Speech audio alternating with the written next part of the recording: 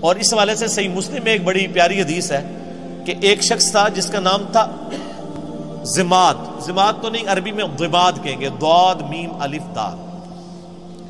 اس کے بارے میں مشہور تھا کہ وہ جن نکالا کرتا تھا. وہ مکے آیا کہیں تو اس کو پتا چلا کہ اس طرح مکے میں ایک شخص محمد صلی اللہ علیہ وآلہ وسلم ان کے ساتھ اس طرح کا مسئلہ ہوا ہے. کچھ عرصے سے وہ اس طرح کی باتیں کرتے ہیں. غار میں چند دن کے لیے گئے تھے. لوگوں نے پھر مشورہ کیا تو اس نے کہا کہ مجھے نبی علیہ السلام کے پاس یعنی محمد کے پاس لے چلو.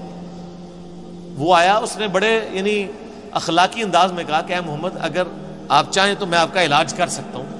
میں جنات کا، اسیب کا، اس طرح کا جو سایہ وغیرہ ہوتے ہیں میں اس کا علاج کرتا ہوں. تو آپ صلی اللہ علیہ وآلہ وسلم سے اس نے کہا کہ آپ بتائیں آپ کیا بیان کرتے ہیں، آپ کو کیا پرابلم ہے. تو آپ علیہ السلام نے چند الفاظ پڑھے، ان الحمد للہ نحمدہ ونستعینہ ونستغفرہ. بے شک تمام تعریفیں اللہ کے لیے، ہم اسی کی حمد کرتے ہیں، اسی سے مدد چاہتے ہیں، اسی کی طرف رجوع لاتے ہیں. من یہدہ اللہ فلا مضل لہ، جسے اللہ گمراہ کر دے، جسے اللہ ہدایت دے دے، اسے کوئی گمراہ نہیں کر سکتا. ومن یضلل، اور جسے وہی گمراہ کر دے، فلا ہادی لہ، اسے کوئی ہدایت نہیں دے سکتا. واشہد ان لا الہ الا اللہ وحدہ لا شریک لہ، اور میں گواہی دیتا ہوں کہ اس اکیلے اللہ کے سوا کوئی معبود نہیں ہے. واشہد ان محمدا عبدہ ورسولہ، اور محمد صلی اللہ علیہ وآلہ وسلم اس کے بندہ ہے خاص اور رسول. اس کے اوپر ایسا روب طاری ہو، اس نے کہا یہ آپ نے کیا کلام پڑھا؟ دوبارہ پڑھے، دوبارہ پڑھا. اس نے کہا ایک دفعہ پھر سنائے. ابھی قرآن تو پڑھا ہی نہیں تھا، صرف آپ نے اپنے خطبے کے الفاظ پڑھے. تیسری دفعہ جب اس نے سنا، اس نے کہا واللہ ایسا کلام میں نے کبھی نہیں سنا. آپ اپنا ہاتھ بڑھائیں، میں آپ کے ہاتھ پہ بیعت کروں، میں اسلام قبول کرتا ہوں. یہ صحیح مسلم میں حدیث ہے. تو وہ آیا علاج کرنے تھا، اس فیلڈ کا ایکسپرٹ تھا. جس طرح آپ دیکھ لیں کہ جادوگروں نے اسلام قبول کر لیا تھا، ان کو پتہ چل گیا تھا کہ موسیٰ علیہ السلام جو کچھ کر رہے ہیں یہ جادو نہیں ہے، کیونکہ ہر ایکسپرٹ اپنی فیلڈ کو جانتا ہے. ایک ڈاکٹر کو پتا ہے کہ ڈاکٹر زیادہ سے زیادہ کیا کر سکتا ہے، اور اس کے سامنے کوئی ایسا ایکسپیرینس آ جائے وہ کہے گا یہ ڈاکٹری میں پاسبل نہیں. جادوگروں کو بھی پتا تھا کہ جادوگر آنکھوں کا دھوکہ کرتے ہیں، یہ تو فزیکلی کر کے بتا رہا ہے یہ جادو نہیں. تو جادوگر جن کی بیس پہ فرعون اکڑا ہوا تھا وہ تو مسلمان ہو گئے، اس کے بعد تو فرعون کو ویسے ہی مسلمان ہو جانا چاہیے تھا، لیکن نہیں ہوا، ہدایت اس کی قسمت میں نہیں تھی.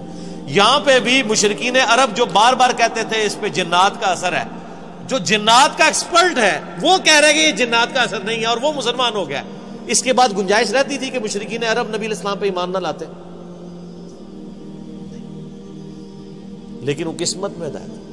اور لوگ کہتے ہیں جی اللہ کے نبی زندہ تھے، لوگ پتہ نہیں کیوں نہیں بات مانتے تھے. آج اللہ کے نبی کی بات مان رہے ہیں لوگ. وہ تو ان سے بہتر تھے، وہ کافر تھے، کم از کم ڈٹے تو ہوئے تھے نا. یہ مسلمان ہو کے اللہ کے نبی کی بات ماننے کے لیے تیار نہیں ہے. تو میں تو آج کل کے مسلمانوں کو دیکھتا ہوں تو مجھے اندازہ ہو جاتا ہے کہ واقعی یار ایک بندہ نبی کو مان کے بھی نبی کی نہ مانے تو یہ تو بڑا مسئلہ ہے، اور ایک بندہ نبی کو مان ہی نہیں رہا وہ اس کی نہ مانے تو وہ چھوٹا مسئلہ. یہ جو آج کہہ رہے ہوتے ہیں نا جی وہ کاش تیرے زمانے میں ہوتا تو میں تیرے قدموں سے لپٹ جاتا، کبھی میں تیری جوتیوں کا تسمہ ہوتا، یہ کچھ ہوتا، میں کہنا رفع دین پھر بھی نہ تو شروع کرتا. تو کہنا من لوگ کہیں گے کہ یار ایک مکھیا میں مارنا ہے. یعنی جو اتنا بزدل ہے آج کے دور میں کہ وہ اپنے نظریات کو قرآن و سنت پڑھ کے چینج کرنے کے لیے تیار نہیں ہے، تو وہ ابو جہل ہی ہوتا. یہ ضروری نہیں ہے کہ تیرے ہوتے جنم لیا ہوتا تو ابو بکر عمر عثمان و علی ہوتا رضی اللہ عنہ مجمعین. نہیں، عین ممکن ہے کہ ابو جہل ہوتا، عبداللہ ابن ابی ہوتا. یہ بات کرنا بڑا آسان ہے، تیرے ہوتے جنم لیا ہوتا. یہ ساری کہانی ہے میرے بھائی، یہ بڑا مشکل کام ہے. یہاں پہ آپ دیکھ لیں نبی علیہ السلام کے کارٹون بنتے ہیں تو جنہوں نے داڑیاں نہیں رکھی سب سے پہلے وہ آ کے بینک توڑتے ہیں، شیشے توڑتے ہیں، گاڑیوں کو آگ لگاتے ہیں عشق رسول کے نام پہ. انہی کو کہتے ہیں کہ یار داڑھی رکھ لو، نال ہی ٹھوس. حالانکہ ہونا یہ چاہیے کہ ان کافروں نے نبی علیہ السلام کے جو کارٹون بنائے ہیں اس میں نبی علیہ السلام کی مبارک داڑھی میں بم رکھ کے نا انہوں نے اس طرح کی شکلیں بنائی ہیں. تو پھر جڑا بن نا کہ تو نے میرے نبی کی داڑھی میں بم دکھایا ہے. ابھی تو میں نے داڑھی نہیں رکھی تھی لیکن آج سے میں داڑھی رکھتا ہوں. ایسی کی تیسی تم لوگوں کی، تو کوئی کرنے کے لیے تیار نہیں ہے. مشکل کام ہے. اب بینک لوٹنا، گاڑیوں کو آگے لگانا، اے ٹی ایم مشینیں اکھاڑ کے لے جانا. ثواب دیکھیں، اے ٹی ایم مشین اکھاڑے آپ کو پیسے بھی ملے اور ثواب بھی ملے، اور کیا چاہیے. ظاہر ہے یہی کہانی کرائی گئی ہے نا. پاکستان میں تو مولوی یہی پٹی پڑھا رہے ہیں نا. جو بھی اینٹی اسٹیٹ ایکٹیویٹیز پہ علماء ابھار رہے ہیں اپنی عوام کو، وہ یہی کچھ کر رہے ہیں نا. غلامی رسول میں موت بھی قبول ہے، غلامی رسول میں اے ٹی ایم مشین لوٹنا بھی قبول ہے. تو سر پھر ایسی غلامی تو ہر بندہ کرے گا نا. دوویں جہان دی مٹھے پاؤ کہ مشین بھی لوٹ لی اور جنت بھی پکی کروا لی. تو یہ ساری باتیں کرنا یعنی آسان ہے، یہ دعوے کرنا آسان ہے، لیکن حقیقت ہے کہ یہ بڑا مشکل کام ہے سچائی کو قبول کرنا. تو اللہ تعالیٰ فرماتا ہے کہ تمہارے صاحب مجنون نہیں ہیں، ان پہ کوئی جنات کا اثر نہیں ہے. اور پھر نبی علیہ السلام کا کریکٹر بھی ان پر گواہ تھا. جنات کے اثر والے لوگ تو بہکی بہکی باتیں کرتے ہیں. جس پہ جنات کا اثر ہو وہ یہ لوگوں کو کہے گا کہ اپنی بچیوں کو زندہ دفن نہ کرو، اپنے ماں باپ کے ساتھ اس نے سلوک کرو، اس خدا کی عبادت کرو جس نے تمہیں بے قدر پانی سے پیدا کیا ہے. اس طرح کی اخلاقی اقدار جس پہ جنات کا اثر ہو تو اس طرح کی باتیں تو نہیں کرے. پھر سورہ یونس میں اللہ تعالیٰ شروع میں آیت نمبر 14، 15، 16 میں آپ کو ملے گا. اللہ تعالیٰ فرماتا ہے کہ یہ کہتے ہیں کہ اے نبی ان سے فرما دو اگر اللہ نہ چاہتا تو میں کبھی قرآن تم پہ نہ پڑھتا. اور یہ کافر کہتے ہیں کہ نبی اس قرآن کو بدل دو یا کوئی اور قرآن لے آؤ، یعنی یہ تو بہت سخت قرآن ہے. اے نبی تم فرماؤ کہ مجھے کوئی حق حاصل نہیں کہ میں اپنی مرضی سے اس قرآن کو بدل دوں. میں تو خود اس وحی کا پابند ہوں جو اللہ کی طرف سے میری طرف آتی ہے. قل انی اخاف ان عصیت ربی عذاب یوم عظیم. اے نبی یہ بھی فرما دو کہ بالفرض اگر میں بھی اپنی خواہش نفس سے کچھ ایسا معاملہ کرتا ہوں، اپنے رب کی نافرمانی کرتا ہوں، تو میں بھی ڈرتا ہوں کہ بڑے دن کا عذاب مجھے بھی آ پکڑے گا. اس سے زیادہ اور کس طریقے سے آپ کو بات سمجھائی جاتی کہ قرآن میں یہ آیت 3 دفعہ ریپیٹ ہوئی ہے، سورہ یونس میں، سورہ الانعام میں اور سورہ الزمر میں. قل انی اخاف ان عصیت.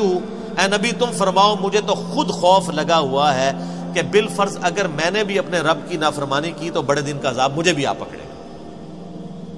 یہ آپ کے بابا ہی ہیں جو کہتے ہیں جو ہمارا مرید ہوا تو ہم تو اس وقت تک جنت میں نہیں جائیں گے. حالانکہ وہ بابے خود نماز پڑھ رہے ہوتے ہیں نا، ان کے مرید نماز پڑھ رہے ہوتے ہیں.